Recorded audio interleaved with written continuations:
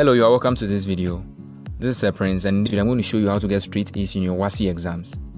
In this video, I want to prove to you that success is predictable. There is nothing like an overnight success. You should know that you will pass an exam by looking at your inputs, by looking at what you have done before going for the exam. It's like an athlete who is going for a race. He already knows the world record. He's trained. So by the time he goes, he knows that definitely he's going to come back with a medal. How come those who keep doing well in school always do well, and those who keep being average are always at it? They are always average.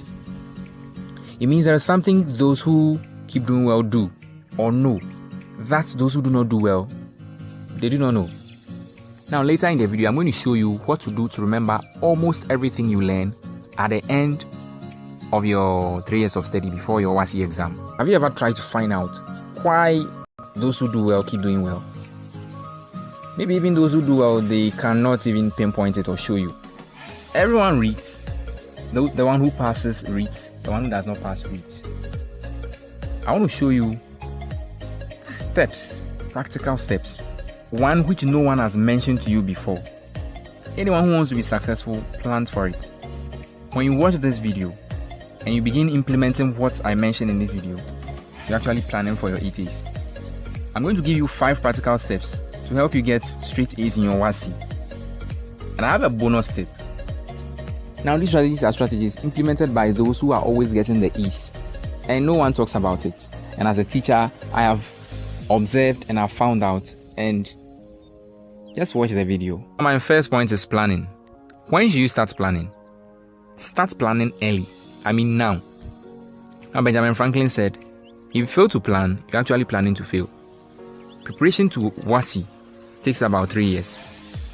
And you're going to be writing 4 core subjects and then 4 elective subjects. Note all the topics down. It doesn't matter whether you are in the first year, second year, or the third year. The early bird catches the worm. I'm going to show you practical steps to take to know if you are really going to complete the number of topics you have before your time of writing the exam. Now, right after this video, I want you to get the past questions and note the topics which are mostly repeated down. How do you do this? Look at the questions which have been repeated mostly throughout the years and then note them down. If you are planning to write the upcoming WAEC, you are definitely sure that one of these will drop, so you give attention to them. Another way to plan is to assess how many topics were completed within a semester. If every year has 2 semesters, look at how many topics will be completed if you went at the same pace for the whole 3 years. This will give you a picture of how much effort you need to put into your learning aside the guidance your teacher is giving you. Although it's not a true reflection of how many topics you are going to complete, because some topics take less time and others take more time. This will give you an idea of whether you should get a private tutor when you vacate, or if you're able to do your own studying, study more on your own. When you're done with this, I urge you to move topics ahead of your tutor in school. This will give you an added advantage over someone who is being taught a particular topic for the first time. In order to make this possible, make sure you focus. And that's my second point. Focus. Set targets for any topic you want to complete. Give yourself a timeline to hit it. This will help you set your focus on what you want to achieve. You have to push yourself to hit the target. Don't be too hard on yourself when you are not able to hit the target. Use your leisure time to catch up because you want nothing than 8A's. Don't use your colleagues as your standard for progress. Use the plan you have put down. So whether in your first year, your second year, or your third year, it's not too late. Start now. Now my third point is to ignore distractions.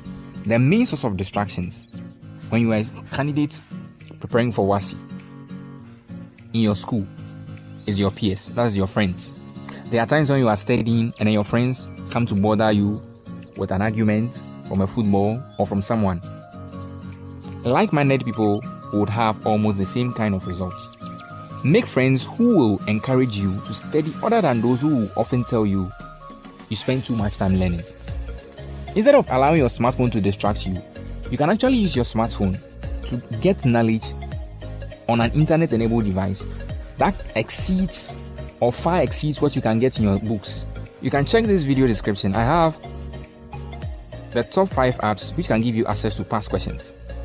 Instead of watching movies, read books. You can read books on comedy or any genre you have interest in. Documentaries can also be a great source of information. What do you want to be in future? Or what are your aspirations? Just get on any video platform and then type in maybe health documentaries. You're going to have so many documentaries show up, which is going to help you build up on your knowledge. If you're able to find this video, it's a proof that you can find anything on the web.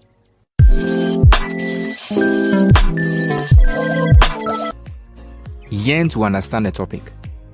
But I know cramming can help you, or cramming can do some magic. Cramming is also known as chew and pour. Now, if you're in your first year or your second year, you can use cramming to get your marks. But moving to the third year, you know that what you have learned from your first year, your second year, and your third year is going to drop in the WAEC. If you've ever crammed before, you know that right after the exam, you forget everything. Wind literally blows everything away from your mind.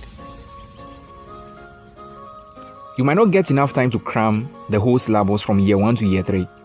When you cram in year 1, maybe year 2, and even year 3 before your WAEC, you will be overwhelmed because you will not remember. You will now have to pick the textbook and do reading again. And because of that stress alone, you begin to panic. And once you begin to panic, you know that before you even write the exam, you know you're not going to do well. When you are taught something and you don't get it, do a personal research from the library. Now, if you're in a school where you are not allowed to use a smartphone, list the topics you found challenging down, so that when you come home, you do a search in your smartphone. You can even consult your friends who are open and willing to help you. Now to my 5th point. Now you need adequate form of rest. Now this sounds like a paradox, but yes, you need it. Do you know that you can actually use sleep to learn? The next time you have a challenge understanding a topic, after trying and then getting tired, I'll urge you to go back to sleep.